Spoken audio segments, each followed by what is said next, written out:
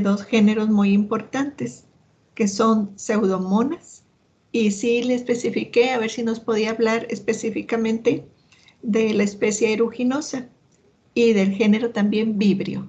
Entonces vamos a escuchar a José Antonio. ¿Se alcanza a ver la presentación? ¿Sí? Sí. Bueno, vamos a comenzar. Yo voy a seguir con las gamaproteobacterias. Vamos a ver dos grupos, las pseudomonales, que viene siendo Pseudomonas aeruginosa, y las vibrionales, donde está Vibrio cholera. Sí. Vamos Es a muy comenzar. bueno, perdón, es muy bueno que señalemos, porque hay veces que algunos se pueden perder y así cuando viene más información o algún punto que queremos especificar, es bueno que señalemos, ¿verdad? Para que todos vean de qué es lo que estamos hablando. Vamos a comenzar con Pseudomonas aeruginosa. Vamos a tener que son bacterias gram negativas. Esta bacteria va a ser una bacteria patógena oportunista.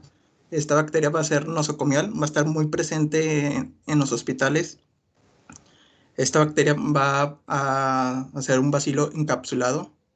Va a ser un bacilo, puede presentarse en forma recta o curviada, en forma de chícharo. Va a ser oxidadora de la glucosa. Esta bacteria se caracteriza por el desarrollo de pigmentos, entre los cuales tenemos la piocianina y la fluoresceína. Más adelante se los voy a enseñar. Su crecimiento puede ser entre 4 a 42 grados, pero su temperatura óptima va a ser a los 36 grados centígrados. Asimismo, esta bacteria va a ser aeróbica, en donde va a tener crecimiento tanto en la superficie como en el fondo. Más adelante les enseño una imagen. El tamaño de esta bacteria va a ser de 2 a 4 micras de largo por 0.5 a 1 micra de ancho. Asimismo, esta bacteria va a tener la capacidad de formar un biofilm. Entre las características morfológicas vamos a tener que es un bacilo curvo o recto, aislado. Cuando hagamos la tinción de Gram, va a tener su color característico de una tinción de Gram negativa. Si nosotros queremos observar el flagelo de esta bacteria, podemos hacer una tinción flagelar como la de Clark. Esta bacteria va a tener la presencia de una cápsula de un pili, que esto le va a servir para la adherencia en la pared gástrica. Va a tener la presencia de polisacáridos y toxinas y enzimas, que esto más viene siendo factores de virulencia, como la exotoxina A, que va a ser el inhibidor de la síntesis de proteínas, la exotoxina C, que va a inhibir la síntesis de proteínas y va a ser un inmunosupresor. Asimismo va a tener a la citotoxina y a la elastasa, que van a servir para la destrucción de tejidos. Asimismo, esta bacteria va a tener la presencia de un flagelo que la va a servir como movimiento. El tipo de flagelo presente en este va a ser de tipo polar y va a ser de tipo monótrico. Asimismo, va a tener una motilidad unipolar. Asimismo, en el metabolismo de esta bacteria, como les dije anteriormente, va a tener el desarrollo de pigmentos, entre los cuales tenemos la piocianina, que va a tener un color azulado, la pioverdina, que va a tener un color verdizo, y la piorubina. Estos pigmentos, si nosotros los queremos que se desarrollen en mayor cantidad, vamos a poder utilizar, encontré que había dos medios que eran específicos para esta bacteria para la producción de mejor calidad de estos pigmentos, donde tenemos al agar medio KINK A, que va a ser para la piocianina y la piorubina, y el medio KINK B, que va a ser para la pioverdina. Asimismo, esta bacteria va a ser catalasa positiva, como lo observamos en la imagen, que va a tener sus características claves, y va a ser oxidasa positiva. Asimismo, esta bacteria va a crecer en un pH óptimo de 6.6 a 7, o en un pH mínimo teniendo de 4.4 a 5.6, y en un pH máximo de 8 a 9. algo que caracteriza a esta bacteria cuando la sembramos va a ser su olor característico, que va a ser un olor a uvas o a nixtamal. Y como ayer la profesora mencionó, para la producción de estos pigmentos va a ser a una temperatura menor de 27 grados. Siguiendo con las pruebas bioquímicas, algo clave que va a tener esta, si nosotros realizamos diversas formas, pruebas bioquímicas, vamos a tener que si realizamos la prueba TCI, vamos a ver que va a ser no fermentador de la glucosa, en donde vamos a presentar un pico y un fondo alcalino. Si nosotros realizamos una prueba así, no va a ser productor de ácido sulfúrico y de indol, pero sí va a tener una motilidad positiva. Si nosotros realizamos una prueba de la ureasa, va a ser urea negativa. Asimismo, si nosotros hacemos la prueba de citrato, va a tener su color característico, su viraje característico positivo a un azul intenso. Asimismo, si nosotros realizamos una prueba de LIA, va a ser con descarboxilación de la lisina positivo. Por otro lado, si nosotros realizamos las pruebas de Voges-Pasteur y de rojo de metilo, en rojo de metilo va a ser una prueba retardada, aquí nosotros tenemos que cubar un poco de más de tiempo para poder observar los resultados, pero va a ser negativa la prueba. Asimismo, si en la prueba de Voges-Pasteur va a ser negativo, teniendo su color característico de amarillo cobrizo en la superficie. Aquí en los medios, el agar más recomendado es el agar cetrimide, que es para Pseudomonas aeruginosa. Pero también tenemos que este agar cetrimide va a ser un agar selectivo, en donde vamos a tener crecimiento con pigmentos verde azulado alrededor de las colonias, que van a poder observarse con fluorescencia bajo luz UV. Asimismo, nosotros en el agar caseína, que es un agar diferencial, vamos a tener un crecimiento de zonas claras que van a rodear las colonias, en donde las colonias aquí pueden tener un pigmento verdoso. También vamos a tener el agar CLET, en donde vamos a tener que es un agar diferencial con colonias color verde con superficie característica mate y bordes irregulares. El color de medio va a ser azulado. En el agar McConkey va a ser un agar selectivo para este tipo de bacterias, donde vamos a observar colonias irregulares de incoloras a color rosa.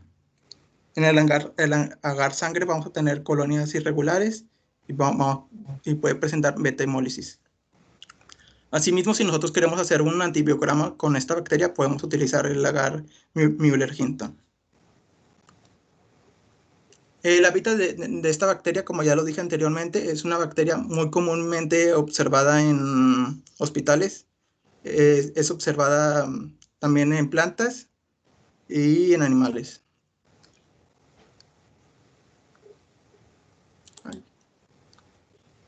El impacto que tiene esta bacteria, como ahorita lo mencioné, es una bacteria sumamente oportunista. Va a afectar a niños, a adultos mayores y personas inmunosuprimidas que tengan un tipo de cateterismo o un tipo de elección como en caso de pacientes quemados. El tipo de transmisión puede ser por fuente endógena o contaminación exógena. Una fuente endógena es nuestra flora normal y una fuente exógena es causada por el movimiento de microorganismos por fuentes externas. Aquí viene siendo los malos manejos en pacientes en los hospitales. Bueno, ahora siguiendo con Vibrio cholera, tenemos que estar también dentro de las gamma proteobacterias. Esta va a ser una gram negativa. Aquí vamos a tener dos principales cepas, la clásica y la TOR. Y va a poder crecer en medios con una salinidad muy alta, hasta 25% de cloruro de sodio, clasificándola como la vimos en clase, en una halófila extrema, recordando que la halófila extrema se caracteriza por ser de 15 a 30% de cloruro de sodio. Va a ser una bacteria anaerobia facultativa. Sus bacilos van a tener en forma de bastón o de barra. Asimismo, el metabolismo va a ser de tipo fermentativo para fermentador de la glucosa. Esta bacteria no va a ser formadora de esporas. Esta bacteria va a presentar un flagelo polar, sobreviviendo en temperaturas entre 22 a 40 grados centígrados, pero su temperatura óptima va a ser de 30 grados centígrados. Asimismo, el tamaño de esta bacteria va a ser entre de 1.5 a 2 micras de largo y de 0.5 micras de ancho. Siguiendo con las características morfológicas de esta bacteria, va a ser que es una bacteria gram negativa, teniendo su coloración característica. Esta bacteria va a tener algunos factores de virulencia característicos, como los pilis, que va a servir como adhesinas, que van a poseer factores de virulencia corregulados con la toxina, en este caso colérica. Asimismo, también va a presentar un antígeno somático O, que va a ser un pirógeno del lipopolisacárido. Va a presentar un antígeno H, que es característico del flagelo, que es un antígeno proteico que va a permitir el establecimiento de la bacteria en la mucosa del intestino. Va a tener la presencia de hemolicinos, sobre todo en el tipo TOR. Va a tener la presencia de neuroamilidasas. Asimismo, va a tener la presencia de una exotoxina, que esta exotoxina va a ser la más característica de la toxina colérica y su principal factor de virulencia. Asimismo, la toxina colérica que la mencioné ahorita, esto lo que va a ser una hipersecreción de electrolitos y de agua. Siguiendo con el metabolismo, si nosotros realizamos diversas pruebas, aquí tenemos que los rangos de pH aproximados necesarios para su crecimiento bacteriano, en su pH mínimo va a ser de 5.6, su pH máximo va a ser de 9.6, pero su pH óptimo va a ser de 7 a 7.4. Asimismo, sus pruebas vamos a tener que va a ser catalasa positivo, va a ser oxidasa positivo también, teniendo sus características claves. Si nosotros realizamos diversas pruebas como la de Voges para Proskauer, va a ser positiva, teniendo su coloración marrón a rojiza en la superficie. Si nosotros realizamos rojo de metilo, va a ser también positivo. Asimismo, esta bacteria va a ser anaerobia facultativa, teniendo crecimiento tanto en la superficie como en el fondo.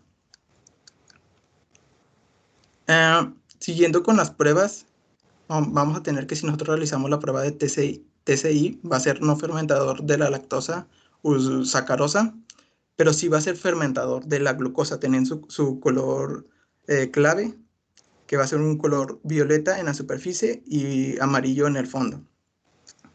Asimismo, si nosotros realizamos las pruebas de la ornitina descarboxilasa, va a ser positiva teniendo su color característico violeta. Esta va a presentar una motilidad positiva. Asimismo, si nosotros realizamos una prueba SIM en indol, nos va a salir que es indol positivo con la formación del anillo rojizo en la superficie.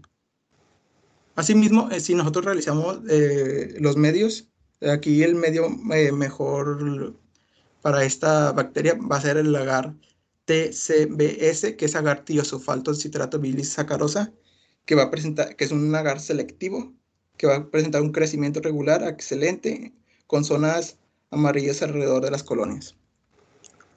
Asimismo, esta bacteria, como ya lo dije anteriormente, se va a presentar en zonas con una alta salinidad, como en diversos moluscos y en diversas zonas como ríos, lagos y en el mar. Asimismo, esta bacteria va a desarrollar el cólera, el cual se va a caracterizar por heces diarreicas con una diarrea abrupta, indolora, acuosa y vómitos, en la cual también nos va a presentar malestar general y fiebre abrupta, la llamada febrícula. El tipo de transmisión está dado por el consumo de alimentos o de aguas contaminadas. El tipo de transmisión también se da por de tipo ano, mano, boca, mano, boca o de persona a persona. Y sería todo. Muchas gracias. Bueno, a ver, vamos a ver. Un poco rápido. Yo sé que era bastantita información de esos dos géneros. Pero ¿tienen alguna pregunta para José Antonio? Yo creo que se entendió bien. Aparte, pues, explicó, creo que todas las pruebas bioquímicas que vimos. Bueno, Sí, fue la información muy clara. les voy a pedir que revisemos bien de dónde nos traemos la información, ¿sí? Porque a veces se puede presentar, ¿verdad? Que a lo mejor la fuente no es muy confiable, ¿verdad? Que primeramente revisen el libro de Brock, lo que venga ahí, ¿sí? Y después buscamos la bibliografía complementaria, pero que sea bibliografía confiable, muchachos, ¿sí? Porque a veces no la podemos traer con algún error y así lo ponemos, ¿verdad? Y recordemos la parte que vimos práctica, ¿verdad? Los medios, características, cómo se ven las colonias, etcétera, es muy importante. Cuando vimos lo de los medios selectivos y diferenciales, ¿cuál medio se utilizó para Vibrio? El TCBS, es el TCBS. TCBS, sí, TCBS. ¿Y se acuerdan el color de las colonias que se dijo? ¿Cómo crecía Vibrio en TCBS? Bueno, Vibrio cólera. De color amarillo, ¿no? Amarillo. Ajá, Vibrio cólera son colonias amarillas. ¿Y no se comentó por ahí el color de la colonia de Vibrio para hemolíticos?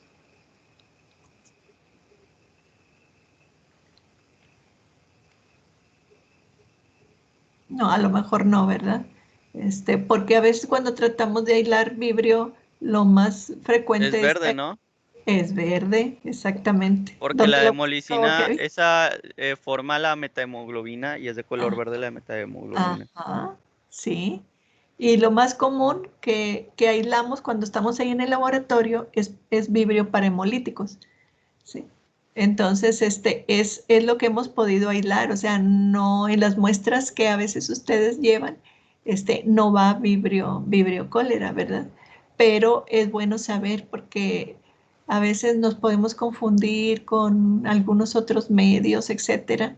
Como ahorita mencionaba también el McConkey, ¿verdad? Algo vibra que podía ser, pero ustedes deben ya de tener así la capacidad, como decir, de todos estos medios donde puede crecer, cuál es en el que yo puedo tener la mayor seguridad, ¿verdad? De que yo puedo identificarla muy bien ahí en el medio, porque yo uso McConkey y ¿qué voy a tener ahí? Pues ahí me va a crecer un montón de bacterias también, entre ellas de algunas de enterobacterias. Entonces debemos de seleccionar los medios más adecuados que me dice con mayor certeza, ¿verdad?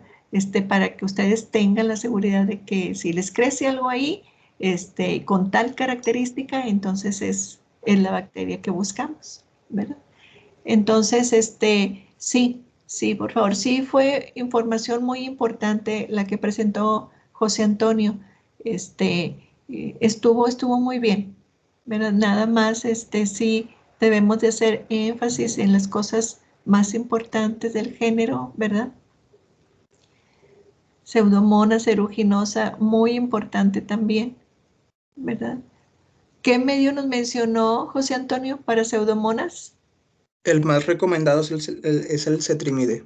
El cetrimida, exactamente. Y se me hace que también se lo vieron en práctica. Sí, de hecho, también el semestre pasado con el profe Francisco, Sí. se supone que era parte del temario, era de las cosas más importantes del temario. Sí, ajá. Sí, lo vimos también con la luz ultravioleta, profe. Sí. Cómo se ponía el Sí, de pigmento. hecho lo vimos.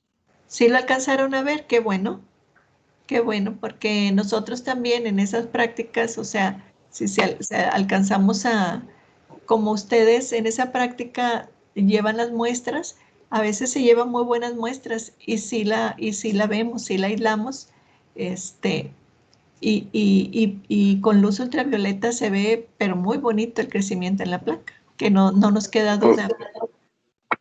Profesora, de hecho ese, no sé si lo estoy confundiendo con otro que vi el semestre pasado en higiene y saneamiento, que, bueno, es que yo soy regular, por eso hablo del semestre pasado. Es que en higiene y saneamiento vi, creo que es agar y según yo, cuando se hace en tubo, no sé si es el que se deja inclinado. Bueno, nosotros lo hemos hecho siempre en placa, porque es como pueden observar, como se pueden observar mejor las colonias. Casi no se utiliza en tubo. Necesitamos la visibilidad en placa para verlo bien. No, ese yo creo que se refiere al otro, al MOOC. Sí, creo que sí, a lo mejor lo estaba Sí, confundiendo. sí, muy probablemente sí. Sí. Bueno, muy bien. Muy bien. Me acordaba por ahí otra observación que les iba a hacer. Este, pero está bien, nada más, no se le olvide a todos poner su presentación en la carpeta, ¿sí? Que ya está ahí y para que todos tengan la información, ¿sí? Nada más recuerden, cuando estén con la presentación, traten de señalar algunas cosas importantes, dónde vamos, etcétera, ¿verdad? Y también, si vamos a decir una información importante, ¿verdad?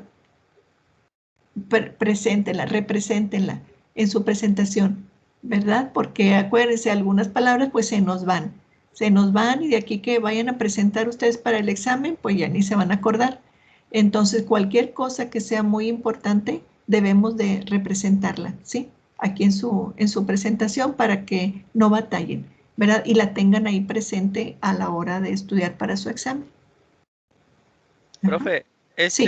yo tengo una duda. En el libro, en el book, cuando consulté hace tiempo de las nanoarqueotas, el ejemplo que me daban me decía que era parásito, pero en los autores que he visto más recientes bueno, me están diciendo que es más simbionte que parasítico. Sí, Entonces, sí, ¿ahí cómo la dejaría? ¿La dejo como viene en el libro o como la muestran los nuevos autores? vamos a verla como viene en el libro, Ah, Kevin, ok. mejor. Y checamos. Nos hace algunos comentarios acerca de qué autores están mencionando otras características. Es que salen ciertas características y hay algunos investigadores que se están dedicando a arqueas y están investigando un poco más. Y a veces esos resultados no tan pronto llegan, ¿verdad? Sí, al libro. Exacto, exacto. Y eso que Brock pues es de los más actualizados de todas las microbiologías, ¿verdad?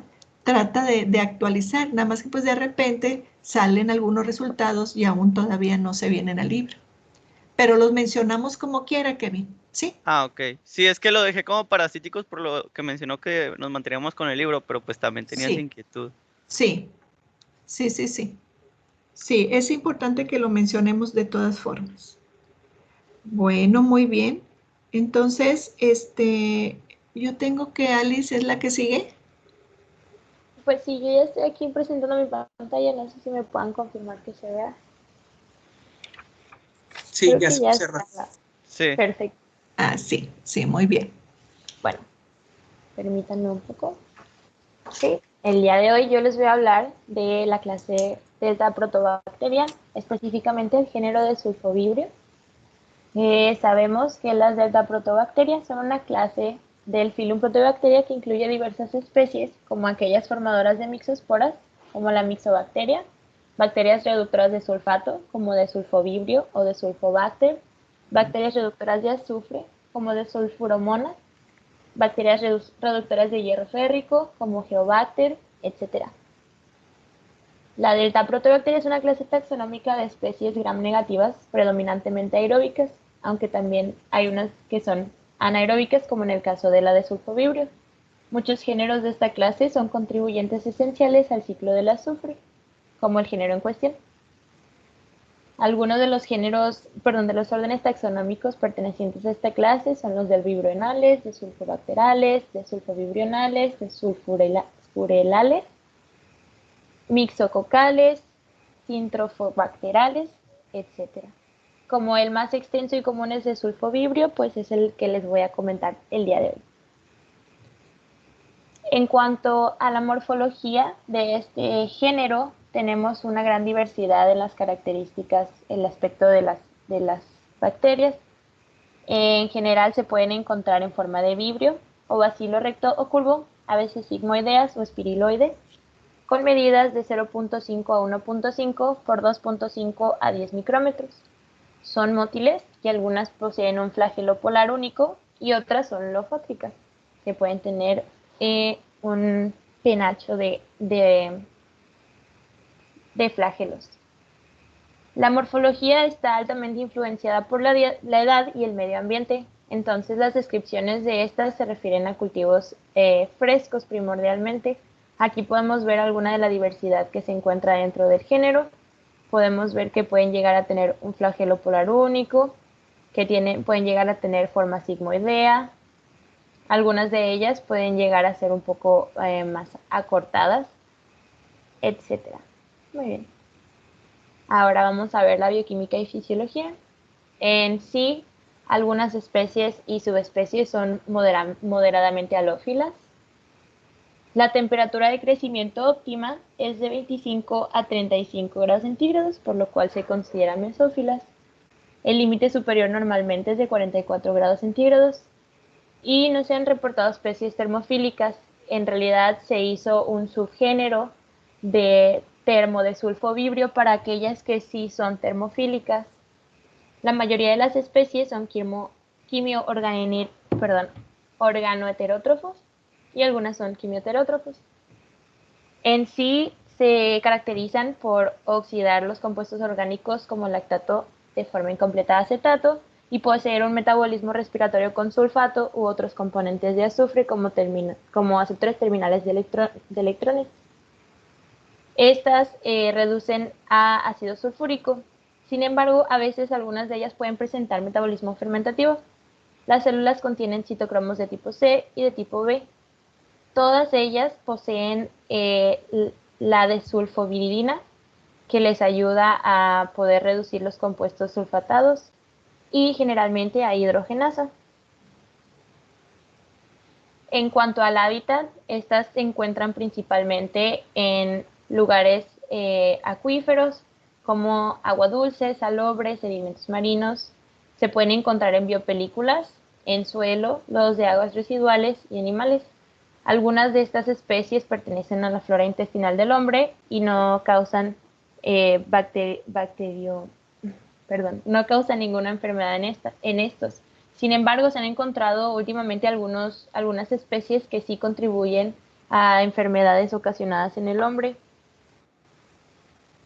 En cuanto al aislamiento del género desulfovibrio, se sabe que tienen demandas relativamente simples y pueden crecer rápidamente en tiempos de duplicación de 3 a 5 horas en medios donde se excluye el oxígeno y está presente el sulfato, un donante de electrones adecuado como pueden ser ácido ascórbico, cisteína o tioglicolato y una fuente de carbono. El lactato o una mezcla de dióxido de carbono en presencia de acetato es un sustrato de crecimiento muy adecuado. Normalmente se utiliza el medio tradicional rico en hierro con extracto de levadura y modificaciones desarrolladas por Postgate.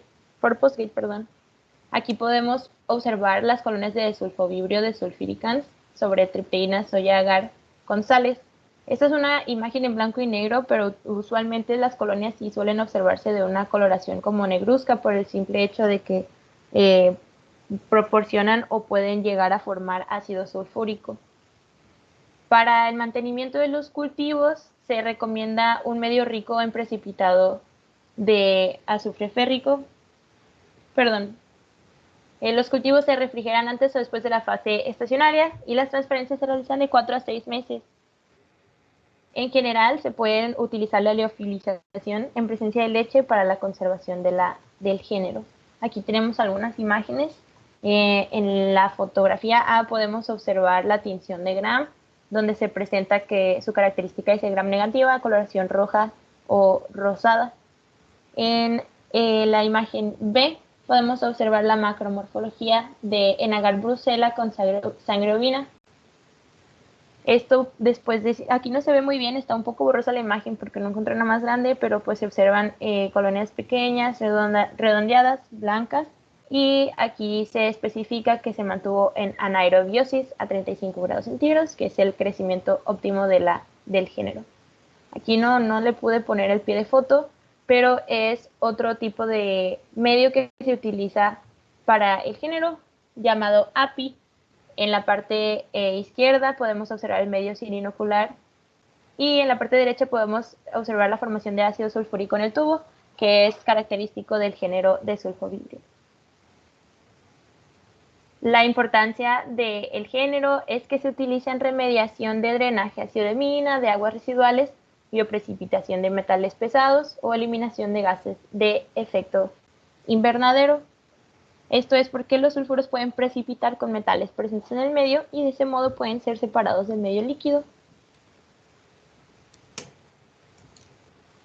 Creo que eso viene siendo más que nada todo de mi parte. En sí encontré pues algo de información respecto a las concentraciones de sales que se deben igualar en cuanto al cultivo del género, puesto que estos suelen ser de los sedimentos marinos, entonces se recomienda poder igualarlo al hábitat de donde se extrajo la bacteria. Okay. Hay diferentes aplicaciones pues, para la bacteria, por lo cual se ha estado estudiando últimamente y se considera de gran importancia en el aspecto ecológico, pero en sí no hay como que mucha información referente a otras especies o a otros géneros de las deltoproctobacterias, porque no todas de ellas se pueden aislar en medios de cultivo. Sí. Sí, no así. sé si alguien tiene alguna pregunta. Sí, yo tengo una respecto al cultivo. Mencionaste el crecimiento óptimo, pero, o sea, ¿ese es el rango de crecimiento o son o es la temperatura de crecimiento óptimo? Oh, claro, perdóname. La temperatura de crecimiento son mesófilos, por lo cual crecen a temperaturas óptimas de alrededor de 35 grados centígrados, aunque hay algunas de ellas que pueden llegar a ser ciclotolerantes. Ah, ok. Sí, es que como venía un rango, pensaba que era el rango de crecimiento y pues se me hizo un poco raro. No. Ok, bueno, no sé en dónde viste lo del rango. Aquí Es ven tiempo de duplicación. Bueno, lo del rango lo vi en otro apartado. Era en...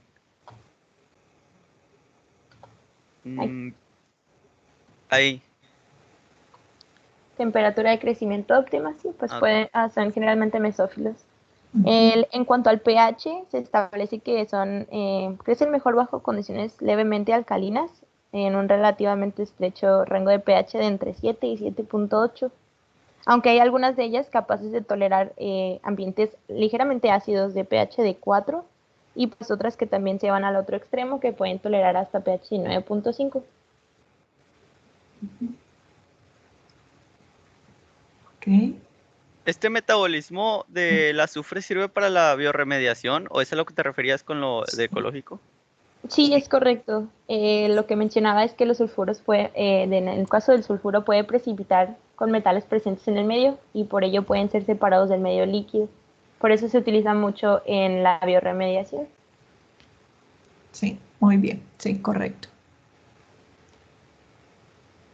Nada más una pequeñita observación, Alice, cuando mencionó su metabolismo, ¿verdad? El H2S, o sea, no es sulfúrico, recuerden, perdón, es sulfídrico. Sulfídrico. Sí. Es sulfídrico, sí, es muy importante la diferencia, ¿sí?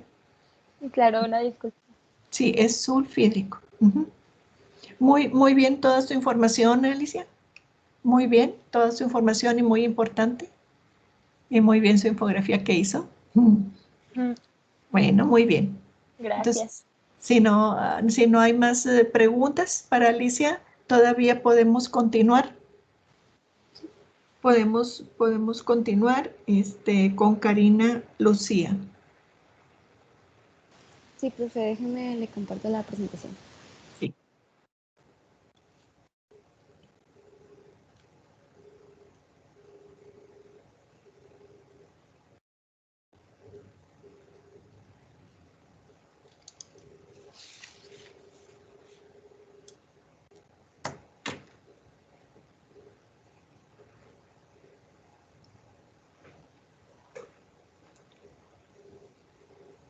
José Alfredo, si estará listo para mañana.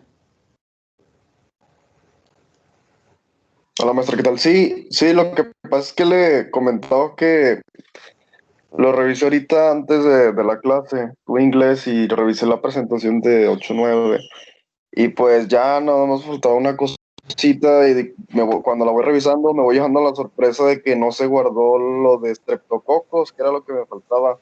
De lactobacillus sí, pero streptococos no se guardó nada y dije, pero ¿por qué se le puso en guardar? Y ya me había acordado que se había apagado la computadora porque tiene un problema con la pila. Y le pregunté a un amigo que sabe de eso y dice, sí, sí es la pila, tienes que cambiarla y dice que sale como en 1,000 pesos. Entonces, pues sí es más que nada por eso. Sí. Y ahí disculpe si no puedo, Sí, pero pues para si le mandé el mensaje hasta ahorita. Sí, Sí, para mañana sí sí la tengo lista. bueno, muy bien. Bueno, buenos días. Yo les voy a hablar de las Epsilon Protobacterias, que pues es una clase de bacterias que está formada solamente por 6 géneros, como dice en el libro, que son Campylobacter, Helicobacter, Arcobacter, Sulfospirillum, Thiobulum y Bollinella. Y en esta clase se presentan tanto simbiontes como patógenos. Son bacterias gram negativas, en su mayoría son microaerófilas. Son abundantes en los hábitats microbianos marinos, en la interfase entre la zona óxica y anóxica de los ambientes ricos en azufre, en donde se encuentran oxidando compuestos de azufre, y en los hábitats terrestres destacan más por ser patógenos. Bueno, primero les voy a hablar de Campylobacter. Este género pertenece pues al dominio de bacteria y al filum de protobacteria.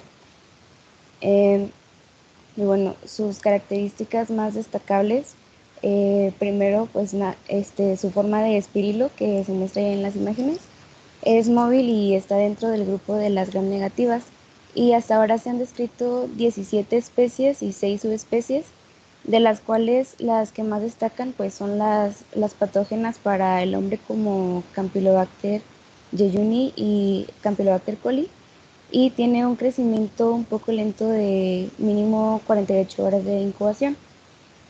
En sus características morfológicas entra pues su forma espiral con flagelos polares.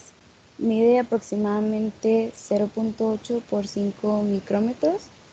No genera esporas, y encontré en un libro, que no recuerdo cuál, que contiene capa S, pero la verdad no sé qué tan cierto sea esto.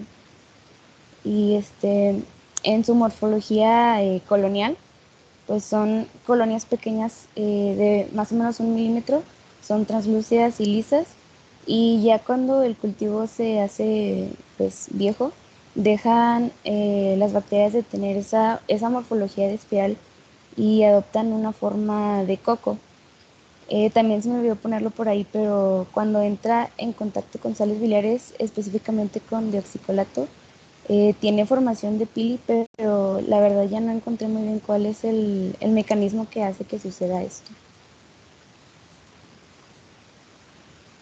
Bueno, en su metabolismo pues es microaerófila capnófila, lo cual quiere decir que no necesita mucho oxígeno y necesita también dióxido de carbono para su metabolismo.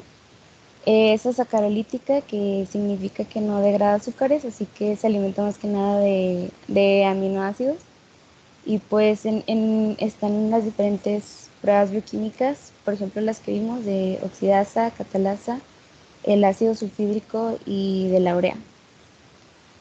Y bueno, este microorganismo se puede aislar a partir de muestras fecales en alguno de estos medios, por ejemplo el medio selectivo de Botzeller. Su rango óptimo de crecimiento es entre los 37 y los 42 grados centígrados. Los medios en ocasiones son suplementados con antibióticos para inhibir el crecimiento de otros organismos. Como les digo, el medio de Botzeller, que es selectivo de Campylobacter coli y Yeyuni, que contiene cefoperazona para inhibir a muchas bacterias gram negativas, rifampicina, que inhibe el crecimiento de las gram positivas, y anfotericina B, que inhibe el crecimiento de levaduras. Y pues en este medio debe de dejarse 48 horas en la incubadora para que se aprecien las colonias, que son pequeñas y brillantes. Y bueno, su hábitat más común es el tracto digestivo de varios animales como aves y otros animales domésticos. También se puede encontrar en órganos reproductivos de otros animales, pero pues eso ya es dependiendo de la especie. Campylobacter pues es un patógeno para el hombre, en específico Campylobacter jejuni, debido a que puede causar, creo que no lo puse aquí, pero puede causar enfermedad sistémica febril y periodontal, y la más común, que es la diarrea sanguinolenta, que se genera por una enterotoxina. Y si la infección se va complicando, puede llevar a casos más extremos como abortos, pero esto es más que nada en vacas y ovejas con la especie de Campylobacter fetus. Y en el hombre causa hepatitis y pancreatitis, que pues es la inflamación de estos órganos. Y les digo, lo causa Campylobacter jejuni y Campylobacter coli. Este se puede tratar con acitromicina por 3 días o alternativamente con ciprofloxacina, pero se intenta no utilizar mucho este último porque Campylobacter está como desarrollando una resistencia a este antibiótico. Y bueno, una forma de transmisión es por animales, por eso se dice que es una zoonosis, pero también se puede transmitir por la vía fecal oral, por alimentos contaminados y por viajes al extranjero. También encontré en lugares donde prevalece más este microorganismo, y vi que hace poco hubo como un brote en Australia y Nueva Zelanda.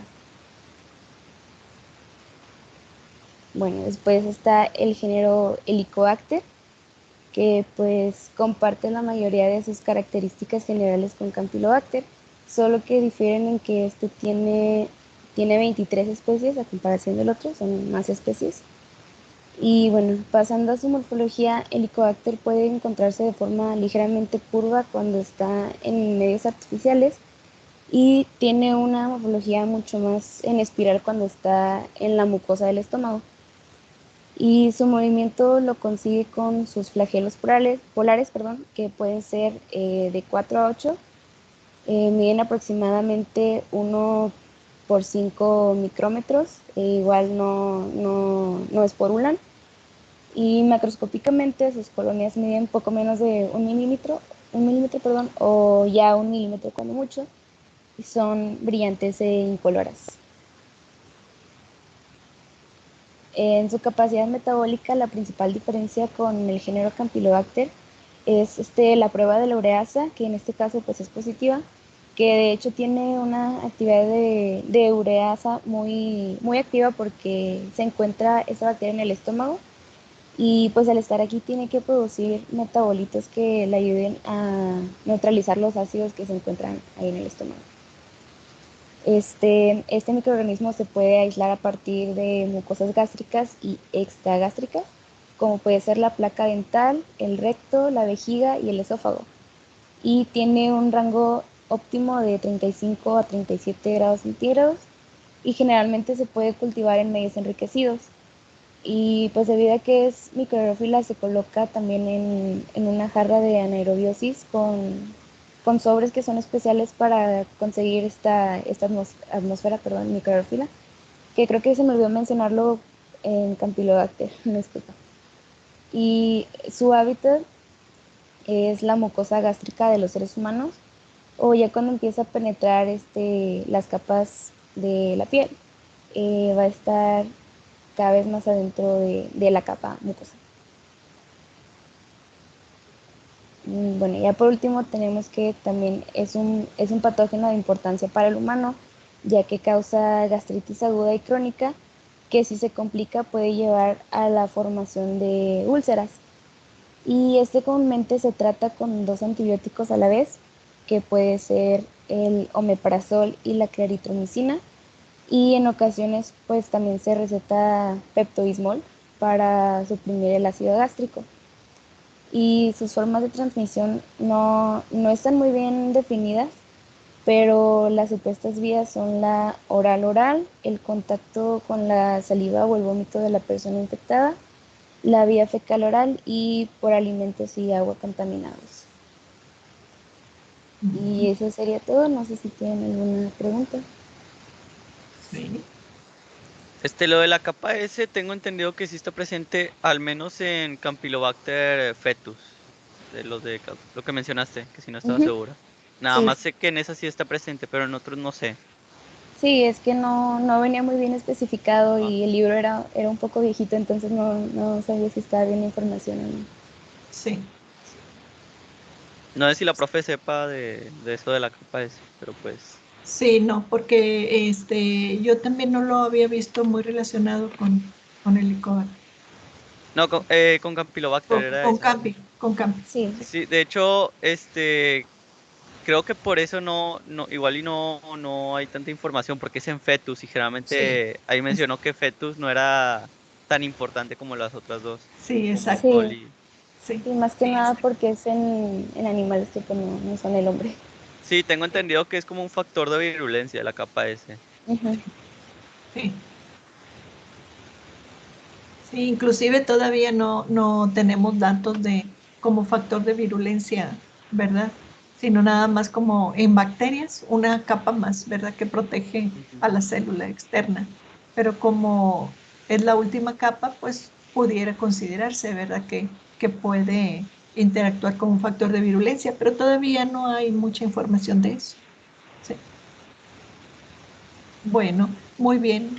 Yo, no, nada más una pregunta. Esta especie de la que estás hablando era fetus, es que me distraje un poco, ahí disculpen, perdón. ¿Este es fetus o esta qué especie es? Perdón. Ahí es donde se me fue La la onda un de, poco. la de la capa S es Campylobacter fetus. Ah, ok. Ah, ok, está bien. Sí. Sí, y es que de preferencia pues estábamos viendo género, porque si nos vamos a especies, pues dentro de un género pues hay algunos que traen varias especies, ¿verdad? Y entonces pues no íbamos a terminar, pero cuando había una especie en particular, ¿verdad? Pues ya les decía yo como pseudomonas, bueno, háblenme de aeruginosa, pero va a haber ya características ya muy selectivas de cierta especie, ¿verdad? Que ahorita pues no las vamos a manejar esas especies. Pero sí es importante, ¿verdad? Algunos detalles, pero como les decía, tenemos que ver la información más nueva, más reciente. No se vayan a información viejita para hacer su presentación, ¿sí? Porque hay muchas cosas que cambian.